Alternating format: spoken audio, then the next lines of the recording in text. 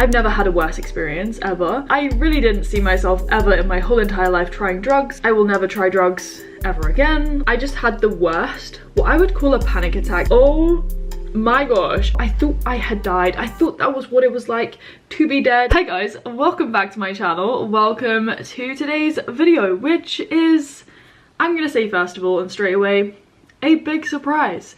Did I ever think myself that I would be sitting here making a video about my experiences trying a drug? No, I didn't, and I don't think a lot of you guys expected it either. Now, this jumper might be on point. I was sent this whilst I was away. I look like I'm dressed for winter, I'm not gonna lie. I've never worn Juicy Couture in my life as well, but as part of the sustainability range, I was sent it, so thank you very much, Juicy Couture. I'm also drinking a hot drink and wearing a jumper in summer, but it's fine. It's kind of as well on theme, I was gonna say, you know, trying a green plant substance. But anyway, I am here ultimately to share my experiences with this drug and to talk about some of the biology behind weed. Holly, the biology geek, has entered the chat. We're in a jumper and it's summer and I do not care. But the main reason why I wanted to sit here and share this experience, you know, I haven't spoken about it at all online before. The reason why I'm doing so is because I wish I had known more about cannabis before I tried it. But, you know, even if something isn't harmful, it's harmless. If you misuse it, you know, it can be dangerous. I mean, it might not be the substance itself, it might be the environment that you're in. I'm also not sitting here telling you guys to do anything, try anything. That's not what I'm doing. I'm not promoting anything, even though I look like the drug itself. But I am here to share with you guys knowledge, and hopefully this is fun, interesting to watch. Definitely like this video if you do enjoy it. Subscribe if you are new and you're liking this content since I've been back home from traveling. Hit the bell so you know when I upload as well. And we'll dive straight into my first experience, which was last year. So my first ever time basically trying cannabis. So we're throwing it back to 2022. So this is last year because I'm posting this video in 2023. I did not plan that summer to try a drug for the first time in my whole entire life. I was supposed to be spending the whole duration of that summer traveling in Germany. I wasn't planning on going anywhere else, but if you followed that series, then you'll be very much aware that I didn't stay in Germany. I remember arriving in Amsterdam and like I was contemplating what Amsterdam and the Netherlands was known for, like bikes, tulips, Dutch pancakes have come to mind right now. But yeah, I do just remember entering the city, like coming out of the central train station, and you do start to smell what is cannabis is a drug. It is a psychoactive drug, which means it affects the mind, your mental state. Cannabis isn't legal in the UK, obviously, but it's legal in the Netherlands, obviously. I was not peer pressured at all. I need to emphasize that as well. I made the decision that I was going to try it because, I don't know, I was just like hungry that summer for trying new things. I wouldn't say it was like rebel behavior at all. I was just really curious. Cannabis contains these compounds that we call cannabinoids, and about 66 or over 60 of the 480 compounds in cannabis are cannabinoids. So they all share this similar chemical structure, and the most abundant of these, and the one that is responsible for like all of the psychoactive effects and the changes to your body, is THC, or specifically delta 9 THC, so tetrahydrocannabinol. Other cannabinoids are things like CBD. I'm not going to talk about CBD in this video, but it is another cannabinoid, so it shares that same chemical structure as THC, but it doesn't cause the psychoactive effects like delta 9 THC. And cannabis is ultimately derived from a plant. It's called cannabis sativa. So the preparation of cannabis varies. You can prepare it in different ways, take different parts of the plant. I'm not an expert on preparing cannabis, I've never done it, but you can smoke cannabis and you can take it in what we call edibles. But if you smoke cannabis, it's going to enter your bloodstream and therefore take effect on your brain and your body a lot faster than if you were to eat it or ingest it. It enters your bloodstream so quickly because it's absorbed via the pharynx, so your throat and your lungs. So it's gonna take effects in seconds, and peak effects are felt in minutes basically. And also a higher proportion of THC will enter your bloodstream this way, because if you ingest cannabis, it's going to be absorbed from the gut into your blood, but before it gets into like the general circulation in your body, it has to go through the liver, so it's going to start to be metabolized there, and it's going to take longer for those effects to be felt. So after several hours you're going to have peak effects. However, it's going to take an effect over a longer duration, because when you ingest cannabis as opposed to smoking it, you are going to be continuously absorbing it from your gut, so the effects are gonna last longer. I hadn't been on a run that morning. I'm saying this because it will kind of impact how I talk about my second experience. I'd had breakfast, I'd had lunch. I then set myself the mission to try and find a place that sold vegan edibles, and Happy Cow came to the rescue. They are quite expensive, I'm not gonna lie. They are €9, the most I've ever paid for a muffin, but I bought myself one, and obviously I was with others, as you guys know. Again, no peer pressure at all, like I really wanted to try this. And we took ourselves to this pub type thing, I think, and I basically ate the whole thing. It was just so good, I couldn't not. I basically set a timer on my phone because it said on this packet that it will start to take an effect after 60 to 90 minutes. I set a 60-minute timer, and in that 60 minutes, I didn't really feel anything. The only thing I started to feel was, I don't know, I started to go a bit quiet, but I would just like laugh at what people were saying. You know, the timer went off and I was like, it hasn't really hit me. So I set another half-an-hour timer. And let me say, by the time that timer went off, I had no idea it went off, because I had fallen asleep in that half an hour. This whole weed muffin had literally knocked me out. I wasn't unconscious, I had just fallen asleep. I had fallen into a very, very deep sleep. And bear in mind, this is in the middle of a public space, in a pub. You know, I was asleep. I think I was asleep, apparently, in that place for about 2 hours. This might be wrong, don't quote me on that, but I think an hour or so, maybe 2. Now, I feel bad for the 2 girls that I literally just met there and then, because, you know, their first impressions of me was me falling asleep. And then, because we were out in the town centre, or the city centre, sorry, we had to get back to the hostel where we were staying over the river. So Amsterdam Noord is the kind of island. It's not an island, but it's where Klinknoord is, the hostel. Let me just say, I was not very happy about being woken up because I was so tired. Now, it was during that time, the walk back to the boat, when I started to feel quite socially anxious. It was only like slight. Like, I remember thinking in my head, like, what am I doing here? Why am I here with these people? I'm not solo traveling anymore. Like, am I doing the right thing? A lot of these questions and thoughts started to cloud my mind. We got the boat over to the hostel, went back to the hostel. I fell asleep again in the communal area, and that was for another hour or so, 2 hours, maybe 3, I can't remember. And then I went back to my room. Someone took me back to my room. I was in a female dorm room, so I just literally did my teeth and I went to bed, and I slept for like 14 hours. I had the best night's sleep. Now, the whole thing kind of confuses me, as I will talk to you guys about when I share my second experience trying it. But I took the whole muffin, and bear in mind, it has in it 0.5 grams of weed in one whole muffin. That sent me to sleep the first time. Now, I probably did overdose. That was probably too much. That's why it completely whacked me out. But the second time I tried it, I think I also overdosed, as I'm going to share with you guys, but it had a completely different effect on my brain and my body. And this second time was so scary. Let me tell you that. It was the scariest thing I've probably ever done in my life, besides maybe bungee jumping, but I feel like this is even scarier than my bungee jumping experience. I'm actually boiling in this jumper. I don't know why I decided to wear it, but it's actually so nice. So my second experience trying cannabis was this year, earlier in the year, when I went to Amsterdam for the second time. And again, no peer pressure was involved.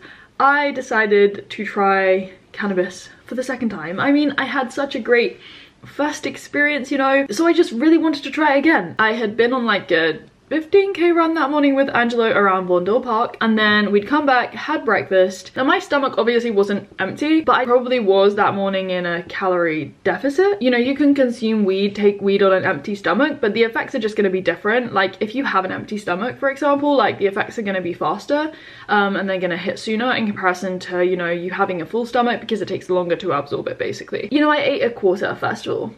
I was going to limit myself this time. I should have stopped there, but no, they're so innocent looking, and you forget that it has 0.5 grams of weed in it. I was looking at this muffin, it was staring me in the eyes, and I ate another quarter. So I ate half of this muffin. That was still probably an overdose, as I said. I should have just had a quarter. Oops. Angelo also took half. But bear in mind, you know, we're different people, we're different sizes. He didn't really feel anything. He maybe felt slightly more calm and relaxed, but I had clearly overdosed again. Now this time I didn't get sent to sleep straight away. I had this whole crazy experience before I eventually fell asleep. So I want to talk about cannabis high because it's a very complex experience and it depends on quite a few different factors. If you've read anything about drug use, you may have come across the theory of drug set and setting. So it was proposed by this professor at Harvard called, his name has poofed out of my mind, so I'm going to put it on the screen. But he proposed that the effect of a drug depends not only on the drug dose, obviously, but the set and the setting. Now the set refers to the mindset of the user, and then the setting refers to your environment. And those three factors collectively, they determine the outcome of the drug. But with a cannabis high, there can be so many different things that you feel. A lot of them are positive, don't get me wrong. You can feel very calm, relaxed, you know, it induces stress relief. Some people feel more creative. You can have like enhanced perception, so like colors can seem like really vivid. Like my jumper right now might be bright blue instead of bright blue. You can start to hallucinate, for example. You enter like a dream-like transient state. You might have enhanced sociability. Cannabis can also like increase your appetite, we know that, and it can also lead to drowsiness. But there are negative effects seen during a cannabis high as well. You can have time distortion, you can feel really paranoid, anxious. It can also impair like memory, for example. And these negative effects, they usually happen in like people who haven't taken drugs before. So naive users, i.e. myself, and those who are already like vulnerable psychologically. So if you're feeling really anxious that day or already really sad and depressed, like you're probably not going to have a good high experience using cannabis. The first thing that started to happen was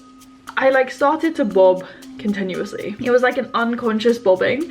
I was just like, you know, vibing. The next thing that we notice is my eyes and my pupils start to dilate. They start to look a bit bloodshot. And that's when things started to get like quite concerning for me and Angelo. I noticed that my heartbeat was racing. It was so deep and so fast. I was literally like, what is going on? I started to panic at this point, okay? I was so worried about these physical effects. I was starting to struggle to like actually form sentences, it looked like. At the time I didn't really realize that, but that is what was happening. And then I started to feel really drowsy again. So I was like, you know, bobbing, but I was like starting to feel really sleepy. So I start to like almost doze off.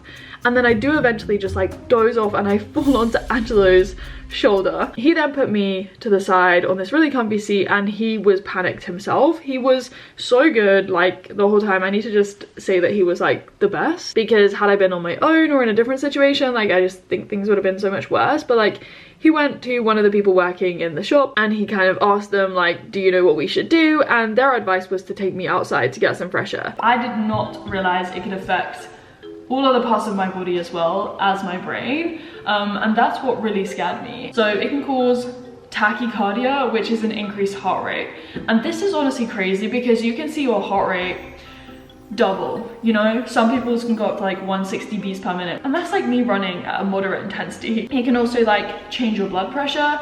It can decrease your blood pressure. It can also increase your blood pressure. It can cause dilation of the blood vessels in your eye, so they appear really bloodshot. Again, that's what happened to me. It can make you feel like tingly, very lightheaded. I was then starting to panic not only about what was happening to my body, but I was like, oh my gosh, my phone, is it gonna be okay? My camera's in my bag, like please make sure no one takes it. Me panicking in every single way possible basically. But we sat on this seat outside. It was starting to rain. The owners were so nice and they gave us an umbrella. And one of the coffee shop workers as well, they gave me a like sugar tablet thing. But yeah, I believe what happened is my heart rate was pounding and beating so fast because my blood pressure had dropped. So to compensate for that, my heart was beating faster. So the coffee shop worker, one of the guys, was like, okay, eat this sugar thing. He ended up giving me 2 of them. I don't know if that helped at all, but what it did do is it made like my paranoia, we're gonna say, even worse, because I was chewing this sugar thing and I had convinced myself that a granule of sugar was stuck in my throat and I was going to choke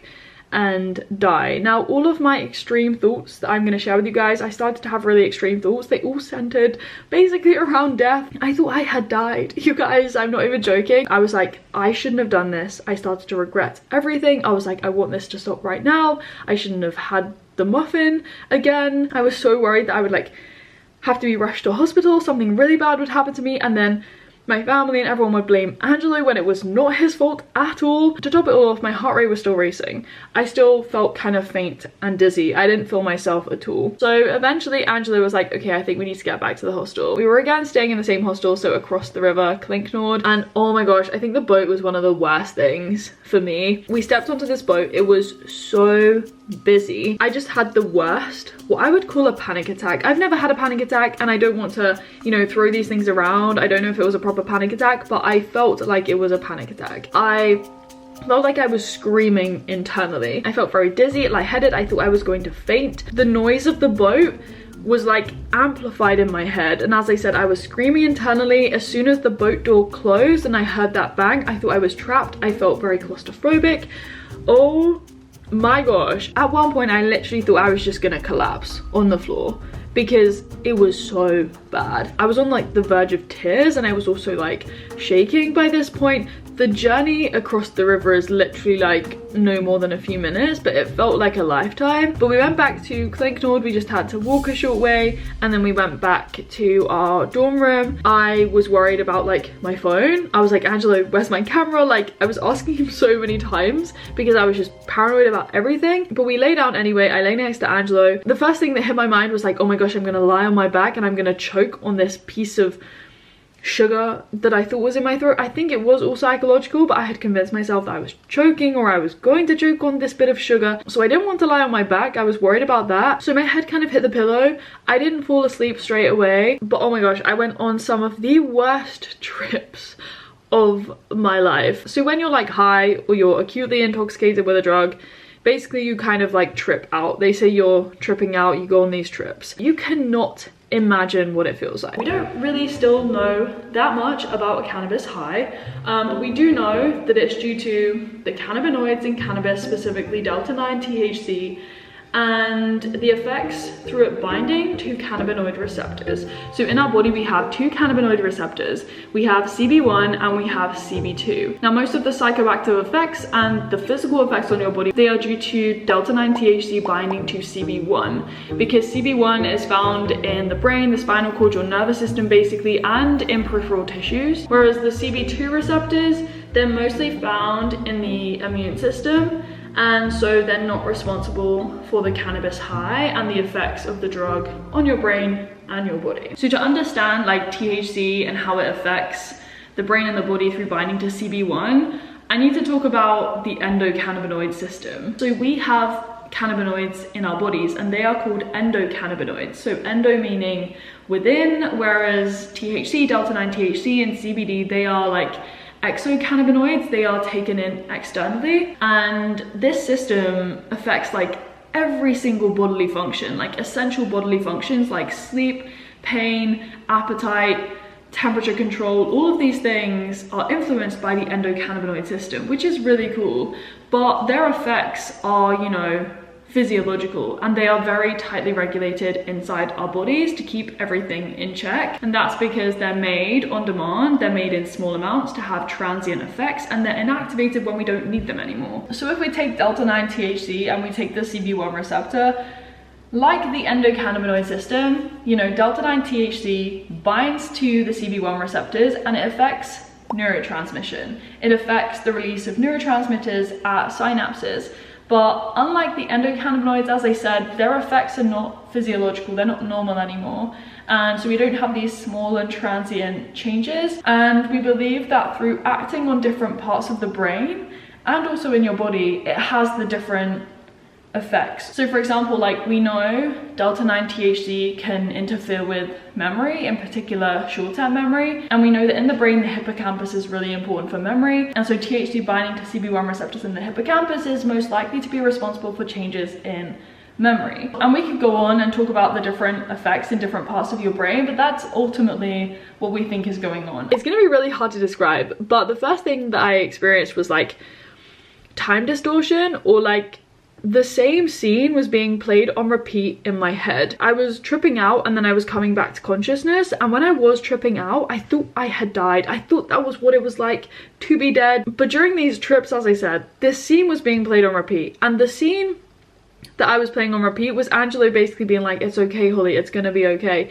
everything's all right. But the way I saw it in my mind on these trips, I also had other ones, but I can't remember them. But one of them that really has stayed in my mind is like, my vision or what I was seeing was this geometric pattern. It was like a glass had been shattered, and in every shattered piece of glass, that scene was being replayed. And on top of that, the shattered pieces of glass were a mix of like red and grey, kind of like translucent. That was like one of my trips. And then I would like come back into consciousness. As I said, I'd like kind of like startle myself a bit. I was still shaking, I was still like almost crying with Angelo, and I just wanted it to stop. Eventually I stopped tripping out and I fell asleep, and that was like the end of it. And oh my gosh, was I so glad it was over. I think for me personally, the reason why I had such a different experience was maybe because the first time I, you know, clearly overdosed, and I went past that point of experiencing a high and tripping out that I just fell asleep straight away. Whereas the second time I still overdosed, but I hadn't had like the whole thing, so I didn't go to sleep straight away,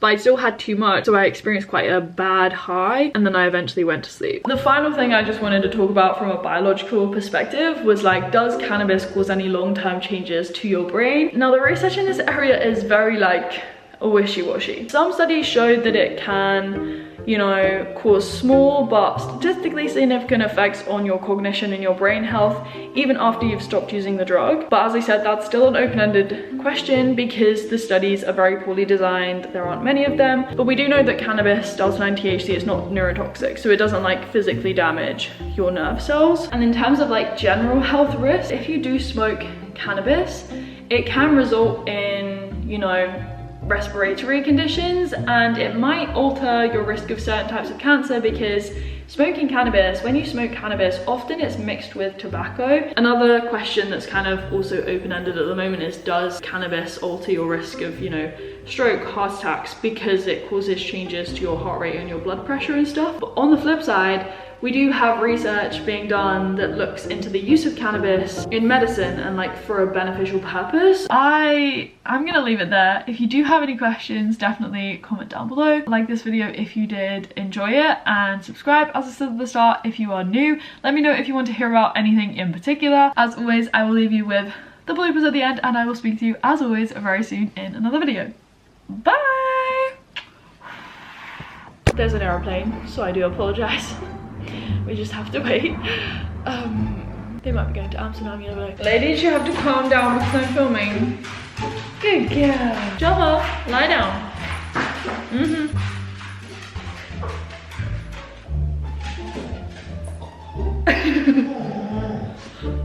Okay, this was a bad idea bringing them in here. Shh, ladies. Shh.